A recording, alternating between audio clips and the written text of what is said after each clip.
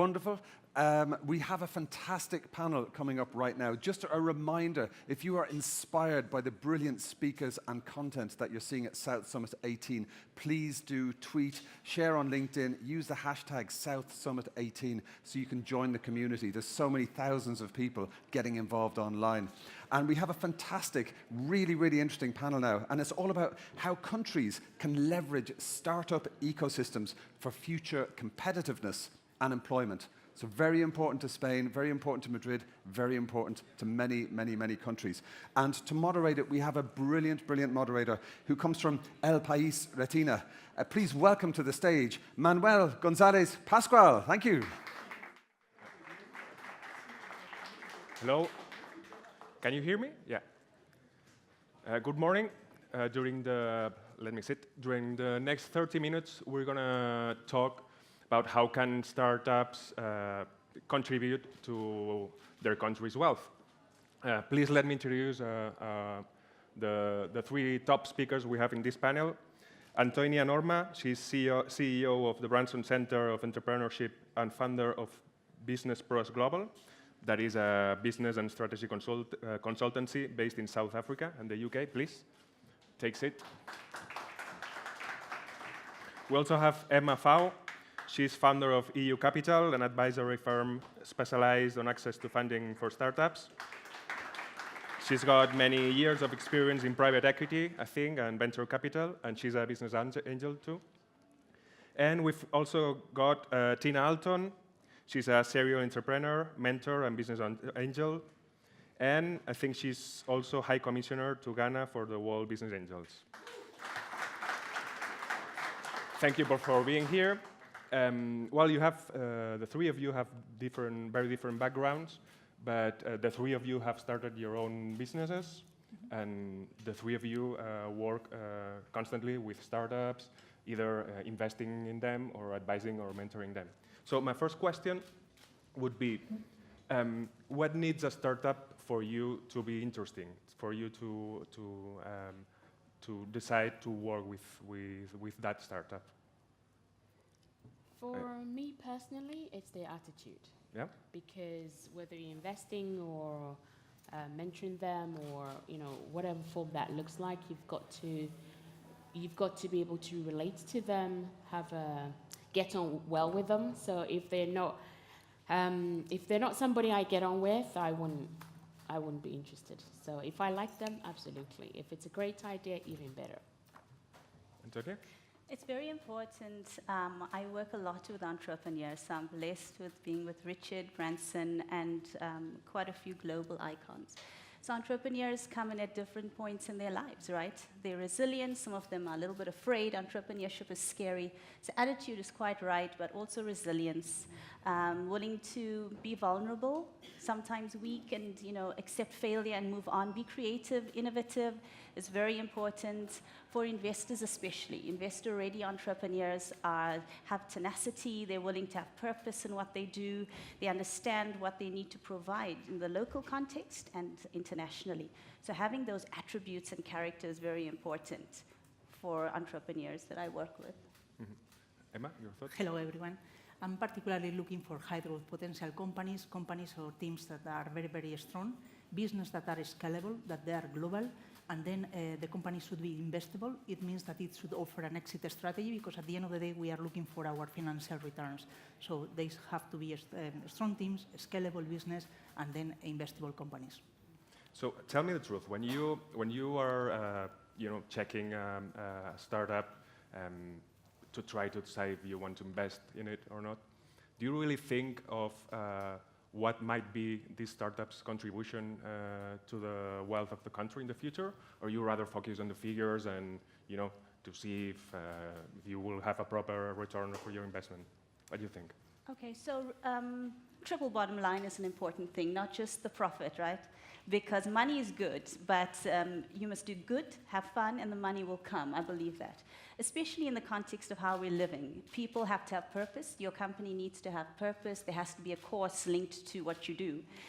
We encourage corporates to think this bigger picture thinking. So if corporates have course, they then will want to procure from entrepreneurs. So social entrepreneurship is a big deal, yes, But in whichever phase of entrepreneurship you're in or whatever you're doing, in whichever industry, always ensure that you have that triple bottom line sort of understanding applicable to the cause. You know, people, profit, planet kind of thing. A business as a force for good is important, absolutely. And I think for most investors as well, we're all looking at being part of something that creates a legacy. So impact investment is becoming more and more, common, if you will. And we know that, times are changing. What even we used to do, our phones used to do, what cars we used to drive 2-3 years ago have all changed. And so all that is having effects on the planet, on the society, communities. So it is important that, yes, you're investing or working with a startup or a company that will give you good ROI, but also looking at long-term, what is the effect on that society, in that country, and the greater good as well. Emma, any thoughts? I think that more and more we are all concerned about doing business with a plus, with a meaning, and having impact. And then we see that more and more startups are addressing societal challenges. They are solving problems like related to health, mobility, climate. Of course, you look at those things. It's not you would not start there, but it's something that you look at. I think that we like doing business with something else. It's like not only business for business, but if they are having an impact in addressing those specific challenges, of course, that's a plus. Since you have quite long careers in startup, working with startups, growing your own startups, and so on, I'd like you to tell us one example you can think of, either a company you have already started, or any of the ones you've worked with that you have seen that that company really helped the community in which was established. Yes, absolutely. I have 7 children, by the way, and I know I should have bought a telly early. One of my daughters was diagnosed with type 1 diabetes 2001. So, my husband is a podiatrist, has his own clinics. So you go to work, you see patients with diabetes, you come home, it's different. Now suddenly you come home and you're dealing with a child with type 1. She was only 11. So she hadn't even started secondary school. So like a normal day, by 4 p.m., she was in intensive care dying. A doctor had just got lost, came into the room and thought, have you done this test? That's how they managed to get her diagnosed. So it was quite traumatic. So through our own personal struggles and everything else, we became quite aware about the effects of diabetes and amputations. So I don't know if you know, but every 20 seconds, somebody who has diabetes has a lower limb amputation. Every 20 seconds, and 85% can be avoided. So I come across this company, it's called Orpix. They're based in Calgary, Canada. And they have wearable technology, really thin. It's thinner than an ATGM GSM paper that goes in your shoes. So if you're sitting down where there's no blood circulation or flow of blood through your feet, even if you're awake, it would wake you up and let you know, hey, there's no blood getting through this part of your feet, and show you which foot is there, left, right, exactly what to do. So that sort of company, I did not hesitate to invest in, because I know that, hey, 20%. Every 20 seconds, somebody's having a lower limb amputation because of diabetes. This is a product that is preventing this amputation. So, sometimes you get into or you meet startups that are, solving meaningful problems, but also really problems that are like really global. If diabetes was a country, it would be the 4th largest country in the world. Mm-hmm. Okay. Any other examples? No. So I have 2. And the one is quite funny. I started in my lounge, so I quit corporate because I was sick and tired of the barnacles and leaks inside of corporate. So if anyone's in corporate here, I apologize. But it just very stifled leadership, and I didn't see any gap for me to grow. So I quit, and I started in my lounge, and I thought, what could I do that's different? And I sort of wanted to find my own purpose. And I found working with people and building them up was something I inspired to do. So I got on the phone and I called Richard Branson's office and I said, I'd love to bring Richard Branson over to South Africa. How much will it cost? And the sigh on the other end of the line was as if to say, you got to be joking. It's going to cost you 2.7 million rand. That's about, I'm not too sure in dollars or euros, but it's a lot of money. And I said, oh, great, that's fine. I put the phone down. I thought, just to get this global icon where people just want to listen to him because of his own journey is going to be so expensive. And I didn't leave it there. I put myself out into every aspect of networking and linkages. Wherever there were entrepreneurs and business people, I attended these events. And eventually, I found a source to get into Virgin and became CEO of one of Richard's companies. And I finally met him for free, which was really great, and managed to have dinner with him. So that's just to teach us about resilience again and to push ourselves forward. The second is I met a lovely young lady in South Africa, and I mentor her, and she designed bulbs that don't need electricity. Now, the thing in South Africa is that we have a 57 million population. We've got unemployment over 40%. And, crime, you hear about it all over in the news, right? So to get students to study, because that's the basis of trying to get somewhere, especially when you're in Africa and countries like that, is a difficult situation when you don't have the basic requirement of electricity. So Patricia was able to design.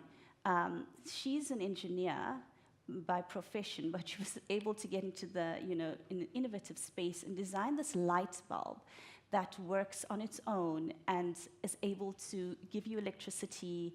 It looks fantastic, and it comes on if the lights are out and you don't need electricity to actually power it up. And that is changing the lives of many, many young children in South Africa. So that was a big plus for us. Mm-hmm.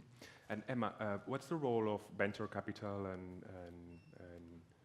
investment in all that? I mean, how can they contribute, these actors? Because normally somebody regard these actors like some dark entities which are only trying to get to take any profit of any situation. How can they work in that? I would say that. First of all, these kind of companies, knowledge-intensive companies, they are accountable for 90% of jobs in Europe. They have a huge contribution to employment, and they solve, as we have mentioned, they solve several important challenges. So what is very important from governments and countries is that to develop instruments, financial instruments, that are suitable for those type of companies that require huge amounts of capital, but they can significantly speed up the growth of those companies. So equity financial instruments are crucial for really making the difference in the lives of those companies and help them grow. Those instruments, they have to be flexible, they should not have strings attached, etc. But it's very important that they are also, those instruments are designed in a way that can leverage private sector financing. So I think that the role of venture capital is crucial for supporting these startups. That's very interesting. I would like to know, since you live in 3 different countries, Belgium, South Africa, UK, but you travel a lot as well. I don't know if you can give us examples of policies you've seen in the countries you live or the countries you work that actually help the ecosystem of startups to grow and scale up. Who wants to start? Yes, I can start with Turkey. Yeah. The WBAF and the government just adopted it. It's called the Turkish law. So rather than the government giving the money directly to the startups, they're working with WBAF in Turkey, and so if you're able to raise finance from the investors, you can get any amount that you need, because they know that if for an angel investor to invest in you, they believe in you, they know that they don't just bring the smart finance, they bring mentoring, they bring networking, they bring distribution, all the other stuff that you would usually not get with a traditional source of funding such as a bank. And that's what makes angel investment quite attractive. So I think it's a good way, and if more countries can adopt it, that's something I'm hoping to take to Ghana, where the government, rather than giving money directly to the entrepreneurs without any real structure around how is this going to be used, what is the process systems, the ROI, etc., that there will be, either, not just through an accelerator, but really set KPIs. That means that every single dollar, every single penny that's given has, a good impact. So that's what's happening in Turkey. It's working quite well. I think Croatia, the High Commission in Croatia is also working on that, and looking forward to taking that to Ghana as well. Mm-hmm. Emma? Yes. Would you have any? Yes. Yeah. So in South Africa, we have something called enterprise supply development. And government has mandated that corporate companies leverage off small businesses for procurement purposes. I think it's fantastic. So every entrepreneur here in the room, if you were in South Africa, we'd be able to put you in front of a corporate, a large corporate, and say, invest, well, procure from this entrepreneur. When it comes to certain services, at least 30% of your spend needs to go to small business. Now, that's huge. And it's a nice way for corporates to work with entrepreneurs. There are gaps, however, and that is the entrepreneurs are not ready yet when it comes to supply and demand. So we're looking at capacity developments and assisting them in terms of being able to supply that huge need, because it's a huge opportunity. And across the world, AI, artificial intelligence, is a big buzzword. And you'll find countries like Russia, Japan, the US, that are investing, Germany, in artificial intelligence. It's going crazy. And I would encourage entrepreneurs to focus on tech, digitization. I know for a woman sitting here talking about tech and digitization is a little bit strange, but women need to get with the program when it comes to those things. And the US alone, in venture capital, for example, has pumped in $10 billion when it comes to startups and trying to stimulate this AI, artificial intelligence and technology. So a lot of countries are focusing on the future when it comes to that. What I have seen is, like, I have been advising also different governments on different initiatives to support the startups. I see that different countries are taking different initiatives. For example, the development of co-investment investments has been very, in some countries they have led the work on that, some others are less developed. But for example, there are also business incentives for business angels in order to incentivize them to invest in different sectors. In Belgium, for example, we have a tax break. If you are investing in creative industries, you can deduct from your taxation 30% of your investments. But what is not happening is facilitating cross-border investments. There are not really mutual recognition of different schemes, and that is really refraining a little bit the investment cross-border. I think that that's something that could be improved significantly. Yeah. I'll add as well, one of our organizations, startups based in Austin, Texas, Empowering a Billion Women by 2020, South by Southwest, this March, we actually launched a platform that any woman across the world, but initially in the US, you can put your financials in, and we can match you with a corporate.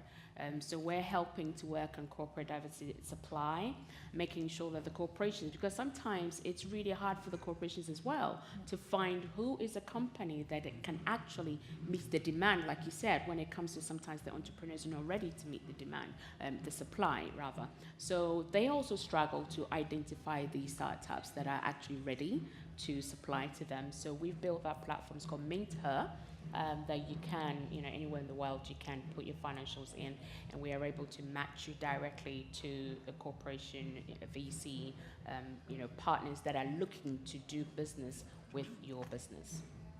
On the role of collaboration of corporates, what I see sometimes that governments do wonder whether they should intervene in getting closer, in facilitating the interaction, because they believe, well, these private sector initiatives, it should happen by itself. It doesn't. And I believe that they should intervene because there is a market failure.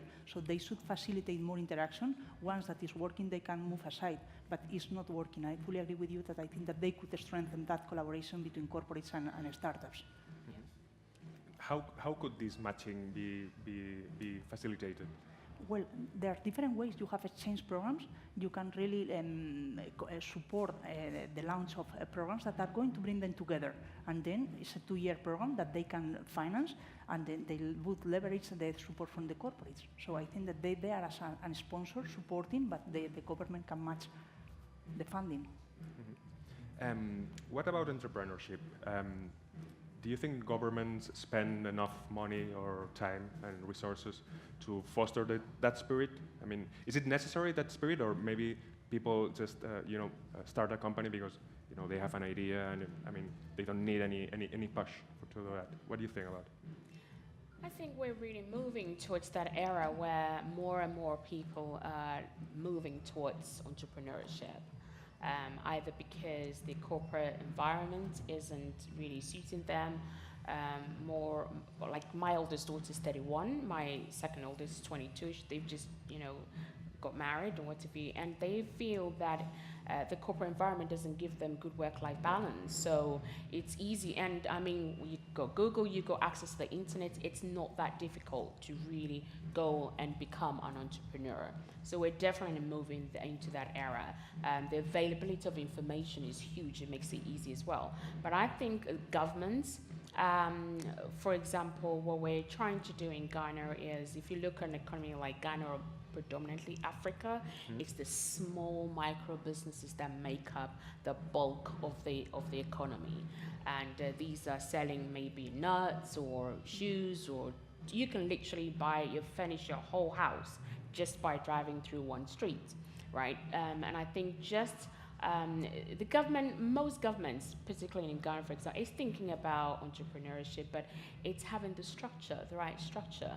And that's what I think, ecosystems or accelerators are good, where you're able to identify where is the gap within our economy, right? The whole of Africa, only 2% of schools use digital system to run their school, only 2% in the whole of Africa, right? And yes, there are entrepreneurs within Cameroon, Nigeria, Ghana that are really developing strong, solid products that can revolutionize our education system. Why isn't that happening? Because although we are aware we have that gap, we probably, or the governments, are not really sure how to engage with those specific startups that can then be supported to be able to develop faster, scale the product, to be able to solve the problems. So in my opinion, I think like what we've just been done in Turkey is support the supporters. So if an angel investor or a VC is supporting an entrepreneur, then give the tax breaks to the VC or the angel investor, so that it's more incentive for me to invest in an entrepreneur, because it's good for my back pocket. Businesses happen, the entrepreneur is growing, and we're really growing the economy, and ultimately, what does that lead us? We're empowering the economic development of all those economies. So I think that it's a two-way street, where the entrepreneurs need to be ready to take that support, to say, I need help, and actually find where can I go for that help. And the government also is to say, we don't have all the answers, but actually we can work together, collaborate. I've seen all around here, the future of innovation is collaboration. I think our government needs to start embracing that. I don't think government's doing enough. I never will think government does enough. I think that it depends on each ecosystem as well. In Africa, we're in a survive economy. We're not thriving, we're surviving. So that's why you find the little nuts and bolts that are being sold along the street. Will that company scale? Will it be $1 billion company? I don't think so. So we're not visionary enough if we're going to be siloed into survive state. In other countries like Spain, right? Like Spain, like the UK, like the US, like Germany, they're in a thrive state where companies, entrepreneurs are already thinking scale when they start, right? They are in ideation phase, but they have the support, they have the means and the mechanisms to make things happen differently. So whilst certain ecosystems have the corruption and the politics and the policies that stifle, and the red tape that stifles entrepreneurial development, there's other ecosystems in other countries that boom it and create avenues. So capacity development is one of them, and different mentors and access to venture capital and funding, access to networks and linkages and resources. These are all wonderful things that entrepreneurs need. I think that governments are fully aware that innovation can happen everywhere, but for example, venture capital doesn't happen everywhere. You need to have an ecosystem there. You need to have entrepreneurs who are aware about what are the expectations from the investors.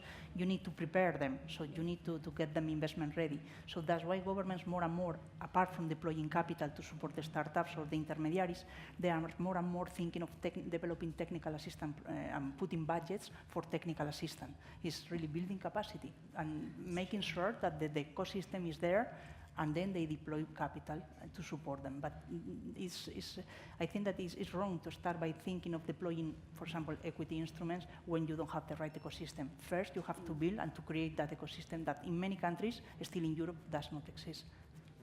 and also in different regions. I think that it's not only about countries. You see the development of the ecosystem in different regions is also very diverse. What about women? What are the gaps for women entrepreneurs? How can we combat that gaps? We're geniuses, but I think many people fail to see that. Yeah. Women, I think generally and globally, it is a global issue that women struggle to raise finance. But other than raising finance, the other significant 90% of women fail to scale their business because of self-confidence. Why is that? Probably because of how we were brought up, that you can't, stand up and be bold and say I'm brilliant or whatever it is. All these have a part to play. If you take US, only 3% of women receive VC funding. Mm-hmm. Only 3% of women. However, when a woman makes money in business or makes money anywhere, they reinvest 90% back into themselves, back into their communities, their society, and ultimately the country. And there is research that back that when you invest in a woman-owned business, you are 100%, because that's probably not acceptable, but you are highly likely to make a good ROI on your investments, like compared to male-owned business, no offense. But I think other than the difficulty in raising finance, it's confidence and mentorship. So we're trying to bridge that gap through empowering 1 billion women by 2020. I think we can do that. 22 years to reach 1 billion women, where we're providing mentorship, we're providing access to finance and funding to start, grow, and scale their business, and we're providing them avenues to actually raise their confidence as well, because it's finance and confidence. Those are the two things that are really fighting against women being able to really scale their business. Although, we know that when you invest in us, you will make your money back. So we spoke about purpose earlier, and women have heart. Men do, too. Big ones. And we love them for it. Men have balls. They have heart, and we love them for it. But women put heart into what they do, and purpose is a very important thing. The thing is, we have our own gaps as women, and lack of confidence is a big thing. Going into the tech space, I stress this because I work with the United Nations Women, and I was blessed to be the global lead for women's program, again in Africa first. We want to bring it across the world. And just to find women that have the attributes that men do, like resilience and ability to just be bolder, to put yourself out there. We stifle ourselves. I really think that's got nothing to do with the man. I think we stifle ourselves. I'm a man lover, you can see that. I appreciate men for who they are. So it's just that we need to be more bold in going out. We need to get more tech savvy, digitize our business. I work with female entrepreneurs in Africa that have agriculture businesses. And you think, what does tech do for agriculture? Well, if they digitize their farming, they'll be able to measure when it's going to rain and what the weather is going to be like so that their crops can survive. And men think about these things. And women need to be more savvy when it comes to technology, digitization, being bold. Get a mentor. That's my biggest thing with, even Richard Branson says he would have never done it without a mentor. And this is a 15-year-old with dyslexia that dropped out of school. Thank goodness school kicked him out, or else he would have not been where he is. So circumstances, women look at circumstances and sometimes get emotional about it, and men think about it in a different way. So I think don't compare yourself to men. They're there for their purpose. If we focus on ourselves and just say, hey, what is my purpose? What do I need to achieve, and how do I need to get there? What are the steps? My brother used to tell me, think like a woman and act like a man, okay? And so just to have the mindset that needs to shift a little bit and do things differently, be bold about certain things, and we can get a little bit further. Get a mentor. It's very important. I want to mention a couple of initiatives that have been taken recently in order to support women entrepreneurs, but also women investors.